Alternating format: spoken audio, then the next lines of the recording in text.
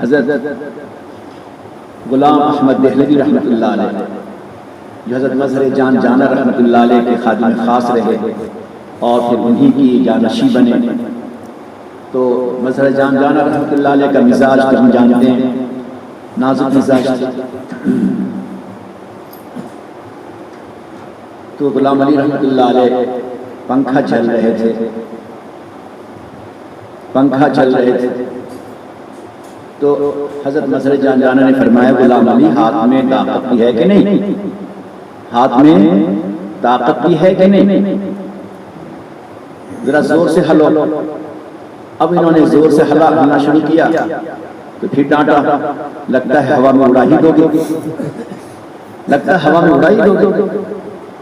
تو غلام علی رحمۃ اللہ علیہ کی زبان سے نکل گیا، انہی کے ملفوظات میں ہے مقامات مظہری میں کہ میری زبان سے نکل گیا بے اختیار، نہ ایسے بنے نہ ویسے بنے، نہ ایسے بنے نہ ویسے، بس اتنا کہنا تھا کہ حضرت نے جھڑک کر اپنی خانقاہ سے مجھے بھگا دیا، نکال دیا مجھے۔ اب جب نکال دیا تو ایسا لگا جیسے کسی اکلوتے بچے کی ماں بچھڑ گئی ہو اور اس کا کوئی سہارا نہ ہو۔ میں حضرت کے سامنے تڑپتا رہا، روتا رہا، بھگاتے رہے، میں روتا رہا، میں جانتا رہا اس کے سوا میرے پاس کوئی ٹھکانہ نہیں ہے۔ تو پھر اس کے بعد ایک ایسی گھڑی آئی کہ حضرت نے مجھے میرے سر کو اپنی گود میں رکھا اور فرمایا غلام علی تمہاری تربیت کے لیے میں نے ایسا کیا تھا۔ خواجہ مظہور رحمۃ اللہ علیہ کو دیکھیں، ایک دفعہ خواجہ مظہور رحمۃ اللہ علیہ سے حضرت ناراض ہو گئے، اب ناراضگی ہوئی تو حضرت نے کہا چلے جاؤ، اب جائیں تو کہاں جائیں، بس شہر میں گھومتے پھرتے رہے۔ اب گھومتے پھرتے رہے، ایک دن سوچا کیا کروں، تو تہجد کے ٹائم پر جو حضرت اپنے گھر سے تشریف لاتے تھے اور جہاں چپل اتارتے تھے وہیں آ کے کھڑے ہو گئے کہ تہجد کا ٹائم ہو سکتا ہے، دل نرم ہو جائے گا اور ہمیں حضرت اپنا لیں گے۔ تو اس موقع پر حضرت سمجھ گئے کہ آئے ہوئے ہیں، کھڑے ہیں، کچھ نہ کچھ کہیں گے۔ حضرت اپنی چپل اٹھائی اور مسجد میں داخل ہونے لگے، تو بے اختیار خواجہ صاحب نے کہا وہ اپنا در نہ کھولیں گے ہم ان کا در نہ چھوڑیں گے، وہ اپنا در نہ کھولیں گے ہم ان کا در نہ چھوڑیں گے، حکومت اپنی اپنی ہے کہیں ان کی کہیں میری، یعنی خانقاہ کے اندر حکومت ان کی ہے، سڑک پر میری ہے۔ بس اسی ادا پر حضرت تھانوی رحمۃ اللہ علیہ کا دل کھل گیا اور فوراً اپنے سینے سے لگا دیا۔ ہمارے اکابر و مشائخ کے یہاں بڑی عجیب سختی رہتی تھی اور اسی کی جھلک حضرت کے آخری بزم اشرف کے آخری چراغ ہمارے شیخ اول رحمۃ اللہ علیہ حضرت ہردوئی رحمۃ اللہ علیہ کے یہاں بھی سالکین کے لیے بڑی ہی تنبیہ رہتی تھی۔ جنہوں نے اس تنبیہ کو برداشت کیا انہوں نے بہت کچھ پا لیا ہوگا، اور جنہوں نے اس تنبیہ کو برداشت نہیں کیا وہاں سے چلے گئے تو کچھ بھی نہ پایا۔ تو بہرحال پہلے ایک وقت تھا کہ ہمارے اکابر کے یہاں جو صفت جلال ہے اس کا ظہور ہوتا تھا، اور اب تو صفت جمال کے بغیر اس کا صفت جمال ہی رکھنا پڑے گا۔ تو بہرحال میں یہ عرض کر رہا تھا کہ اپنے اکابر اور مشائخ کے یہاں جو چیزیں ہوتی ہیں تو آدمی وہاں اپنے اکابر اور مشائخ کی خدمت میں رہ کر ان چیزوں کو حاصل کر سکتا ہے۔ تو جو خشیت الہی ہے وہ خشیت الہی حاصل ہوتی ہے ذکر کثیر سے بھی، اور خشیت الہی حاصل ہوتی ہے صحبت شیخ سے بھی۔ اب صحبت شیخ ہر انسان مشغول و مصروف ہے، ہر کوئی اپنے شیخ کے پاس آ جا نہیں سکتا، تو اس میں جنید بغدادی رحمۃ اللہ علیہ کا قول ہے کہ اپنے شیخ کی کتابوں کا مطالعہ کرے اس نیت سے کہ جو کچھ اس میں لکھا گیا وہ میرے ہی لیے ہے، یا ان کی باتوں کو سنے اس نیت سے کہ میرے ہی لیے ہے، تو اس کا فائدہ انسان کو حاصل ہوتا ہے۔ بہرحال یہ تین باتیں میں نے عرض کی ہیں کہ ان تینوں میں اپنے آپ کو ہم ڈھالنے کی کوشش کریں۔ جب ہم تینوں میں اپنے آپ کو ڈھالنے کی کوشش کریں گے تو خود ہمارا وجود، اب سنیں نتیجہ، جب یہ تینوں چیزیں ہمارے اندر ہوں گی، کمیت و کیفیت، خشیت، کثرت ذکر، جب تینوں چیزیں ہوں گی تو سب سے پہلے ہم اپنے طلباء کے لیے اور عوام کے لیے ہم ایک نمونہ ہوں گے، غیر اختیاری، غیر ارادی طور پر ہمیں دیکھ کر ہمارے طلبہ اور ہماری عوام ہمیں نمونہ بنائیں گی اور ہمیں دیکھ کر کے ان کی زندگیاں بدلا کریں گی۔ پھر اب دیکھیے درجہ کیسے بلند ہوگا۔ روایت میں آپ نے پڑھا ہوگا ایک بندہ بہترین نماز پڑھتا ہے، بہترین سجدے کرتا ہے، تلاوت کرتا ہے، دعائیں کرتا ہے، ایک عام انسان اسے دیکھتا ہے، اس پڑھنے والے کو پتہ بھی نہیں چلتا، اور عام انسان دیکھتا ہے، اب دیکھنے والا اس کے دل میں جذبہ ہوتا ہے کہ میں بھی ان کی طرح نماز پڑھوں، میں بھی ان کی طرح دعا کروں۔ تو کہتے ہیں جب اس کی نماز بن جائے گی اور اسی طرح نماز پڑھے گا تو اس نمازی کو بھی اس کا اجر و ثواب ملتا رہے گا۔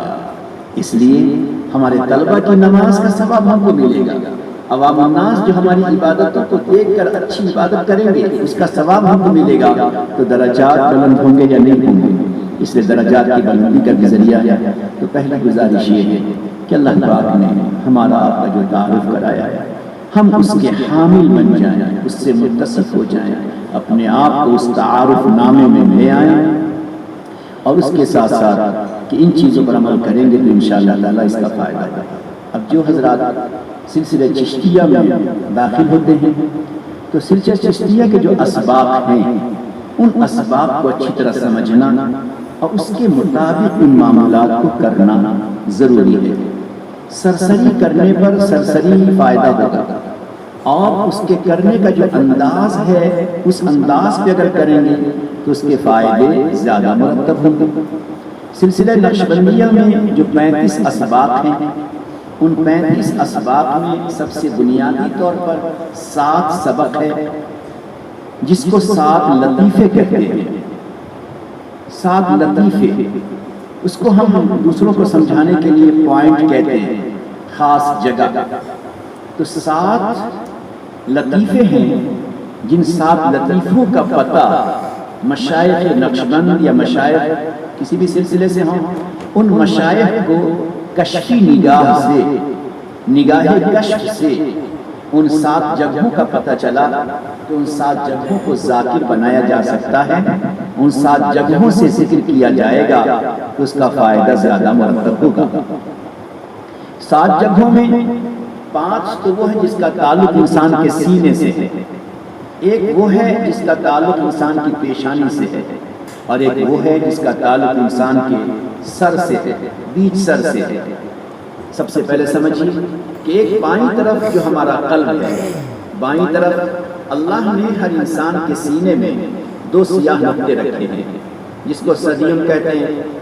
اس کے نیچے 2 انگل نیچے، 2 انگل نیچے مائل بپہلو، تھوڑا سا پہلو کی طرف، تھوڑا سا پسلی کی طرف، یہاں پہ انسان کا دل ہے، اور دل کے 2 دریچے، 2 دروازے ہیں۔ ایک دروازہ دل کا ملائے اعلیٰ کی طرف کھلتا ہے، اور ایک دروازہ دل کا عالم دنیا کی طرف کھلتا ہے۔ تو جو دروازہ، جو دریچہ دل میں بائیں پسلی کی طرف ہے وہیں پر انگلی رکھ کر اللہ اللہ کی نشان لگاتے ہیں جس کو نقش لگانا کہتے ہیں۔ اسی جگہ کو لطیفہ قلب کہتے ہیں۔ ایک ہے قلب اور ایک ہے لطیفہ قلب، سمجھیے گا اسے۔ ایک ہے قلب، ایک ہے لطیفہ قلب۔ جو گوشت کا ٹکڑا ہے جسم میں، مضغہ، یہ تو قلب ہے، اور ایک ہے لطیفہ قلب، یعنی اس گوشت کے ٹکڑے، اس دل میں اللہ تعالیٰ نے ایک استعداد، ایک قوت، ایک صلاحیت رکھی ہے۔ یہ قوت، یہ صلاحیت، اسی کا نام لطیفہ قلب ہے۔ اس کو اس طرح سمجھیے جیسے ایک ہے ہماری آنکھوں کا حلقہ، جو انسان کی آنکھ کے حلقے ہیں، چھوٹا سا ٹکڑا ہے، سیاہی بھی ہے، سفیدی بھی ہے، اور ایک ہے اس آنکھ کے اندر دیکھنے کی طاقت و قوت، دیکھنے کی صلاحیت، وہ ایک الگ چیز ہے۔ آنکھ کا حلقہ الگ ہے، اس کے اندر دیکھنے کی طاقت و قوت الگ ہے۔ اس کو آپ قوت بینائی کہتے ہیں، اسے تو آپ چشم کہتے ہیں، لیکن اسے کیا کہتے ہیں؟ قوت بینائی۔ وہ قوت بینائی کا تعلق آپ کے چشم، آپ کی آنکھوں سے ہے۔ آپ کے پاس کان ہے، کان بہتر ہے، ایک ہے اس کان کے اندر قوت سماعت، کان ہے اور بہت سے لوگ سن نہیں پاتے، آنکھ ہے بہت سے لوگ دیکھ نہیں پاتے۔ اس کا مطلب یہ ہوا کہ صرف آنکھ سے انسان نہیں دیکھتا، صرف حلقے سے نظر نہیں آتا، اس حلقے میں جو قوت ہے، جو صلاحیت، استعداد ہے، اس سے انسان دیکھتا، سمجھتا ہے، سنتا ہے۔ تو جس طرح آنکھ میں ایک اندر طاقت چھپی ہوئی ہے، کان میں ایک اندر استعداد و صلاحیت چھپی ہے، اسی طرح جو قلب، جو مضغہ ہے، جو گوشت کا ٹکڑا ہے، اس کے اندر بھی جذب کرنے کی ایک صلاحیت ہے، ایک قوت ہے، ایک استعداد ہے، اسی کا نام لطیفہ قلب ہے۔ اور سمجھیے اس کو، ہم اور آپ حدیثیں پڑھتے ہیں کہ انسان نیکی کرتا ہے تو اس پہ سفید نشانات پڑتے ہیں، گناہ کرتا ہے تو اس پر سیاہ دھبے پڑتے ہیں۔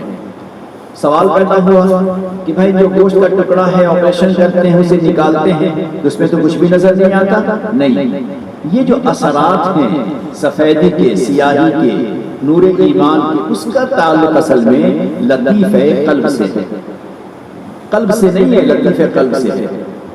تو گویا 5 لطیفے ہوئے، ایک ہے لطیفہ قلب جو بائیں پستان سے 2 انگل نیچے مائل و پہلو، ٹھیک اس کے سامنے دوسری طرف یہاں بھی نیچے مائل و پہلو ایک لطیفہ، ایک خاص جگہ ہے جسے لطیفہ روح کہتے ہیں۔ لطیفہ روح ایک تو ہے انسان کے پورے جسم میں روح پھیلی ہوئی ہے، اور ایک ہے روح کا خاص تعلق یہاں سے ہے، اور ٹھیک قلب کے اوپر ایک اور حصہ ہے 2 انگل اوپر، اسے لطیفہ سر کہتے ہیں، اور ٹھیک اس کے سامنے یہاں پر ایک لطیفہ ہے، ایک پوائنٹ، ایک جگہ ہے، اسے لطیفہ خفی کہتے ہیں، اور ان تینوں کے اوپر یہاں پر ہنسلی کے نیچے اسے لطیفہ اخفا کہتے ہیں۔ یہ 5 جگہیں ہیں، ان 5 جگہوں پر ذکر کرایا جاتا ہے، کیونکہ جتنے بھی اخلاق ذمیمہ ہیں، جو اخلاق ذمیمہ ہیں، ان اخلاق ذمیمہ کا تعلق خاص طور پر ان 5 جگہوں سے ہے۔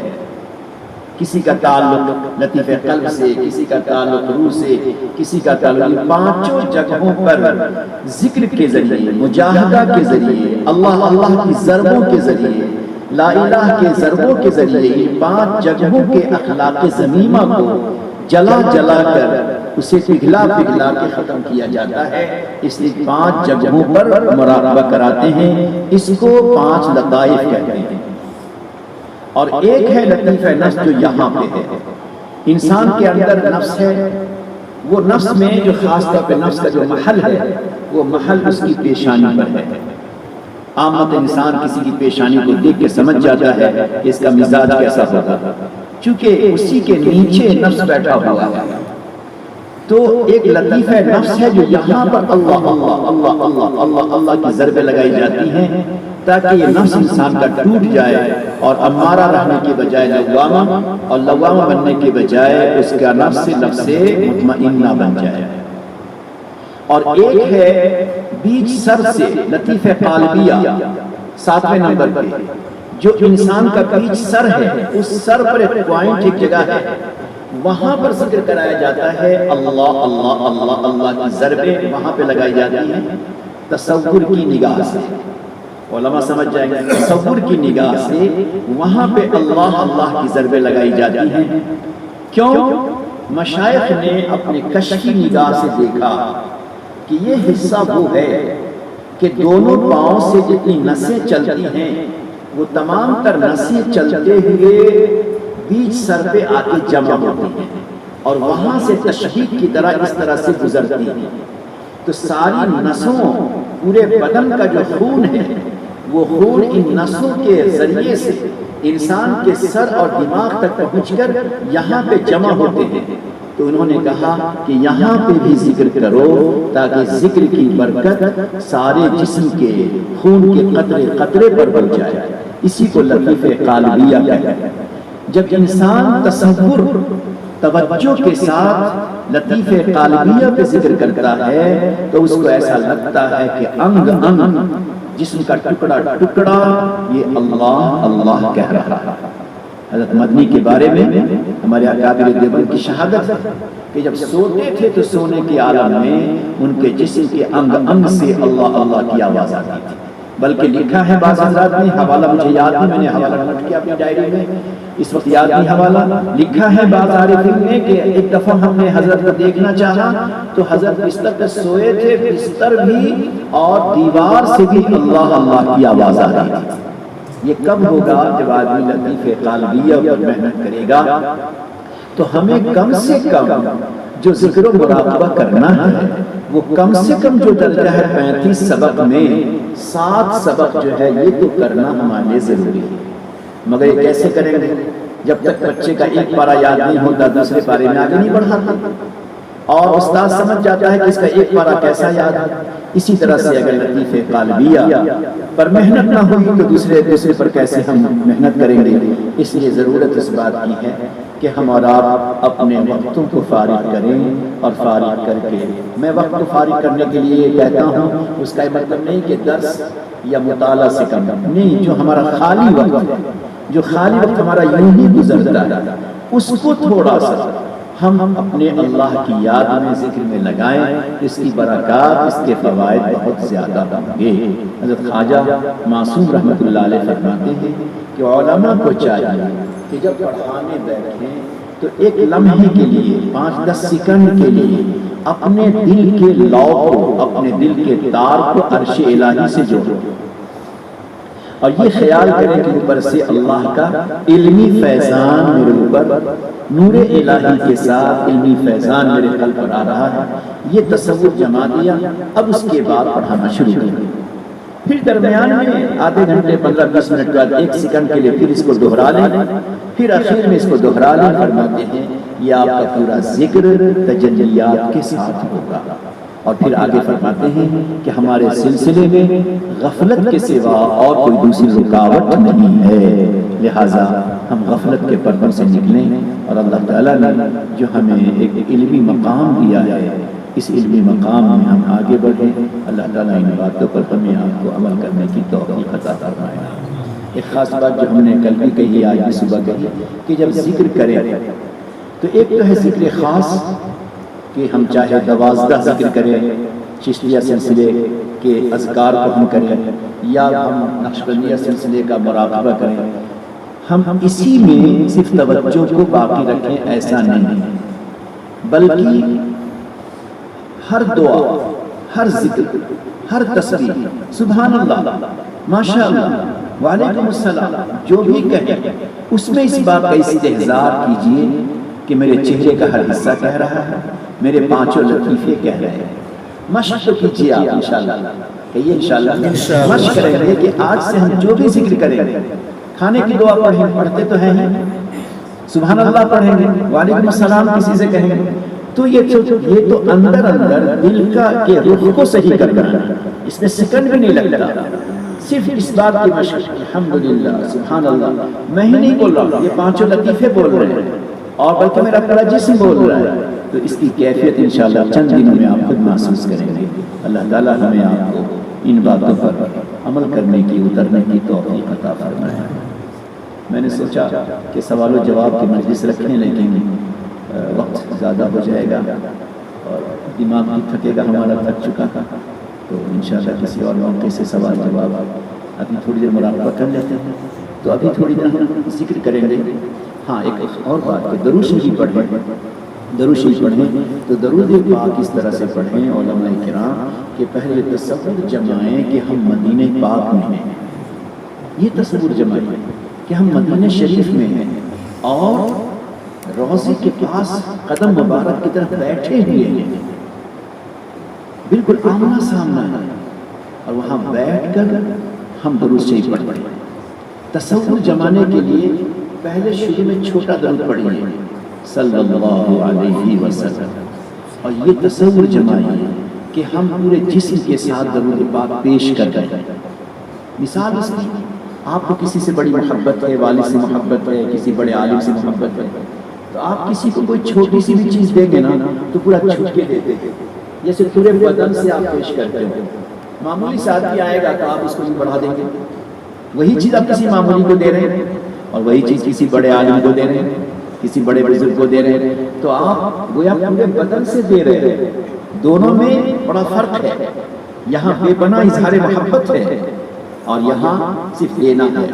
اسی طرح سے ہم اور آپ درود پاک پڑھیں بڑی محبتوں کے ساتھ، اس طرح پڑھیں گویا پورے چہرے کا حصہ بڑھ رہا ہے اور وہاں سے فیض آ رہا ہے، وہاں سے ایک نور آ رہا ہے. اللہ اکبر. ایک علاج ہے ہمارے علاقے میں ہوتا ہے، آپ کیا پتہ نہیں، سال میں ایک دفعہ 14ویں رات میں مریضوں کو بلایا جاتا ہے اور اسے کھلے آسمان کے نیچے بیٹھایا جاتا ہے اور اسے یہی سبق دی جاتی ہے، یہی ان کے ذہن میں بیٹھایا جاتا ہے کہ آپ یہ سوچیں کہ آج کی 14ویں رات، 14ویں چاند سے جو کرنیں اور روشنی نکل رہی ہے وہ آپ کے پورے جسم کے رگ رگ میں اور گوشت گوشت میں ہوتے ہوئے نیچے کو جا رہی ہے. یہ پوری رات کا ایک تصور کراتے ہیں بعض لوگ ہمارے علاقے میں، اور پھر اخیر میں تھوڑا سا عدمت پلا دیتے ہیں، جاؤ تمہاری بہت سی بیماری ختم ہو گئی. گویا چاند سے اور سورج سے شعاعیں اور کرنیں لینے کا تصور دوسرے لوگ کراتے ہیں. حقیقت یہ ہے یہ تو ہماری چیز ہے کہ ہم قلب نبوت سے شعاعوں اور نور اور کرن کو لینے کی کوشش کریں. تو اس طرح سے ہم درود پاک پڑھیں گے تو یقیناً ہمیں اس کا فائدہ زیادہ محسوس ہوگا. تو چند دفعہ پہلے ہم درود شریف پڑھیں، آنکھ بند کر کے تصور کریں، اس کی مشق کرتے ہیں. آنکھ بند کیجیے.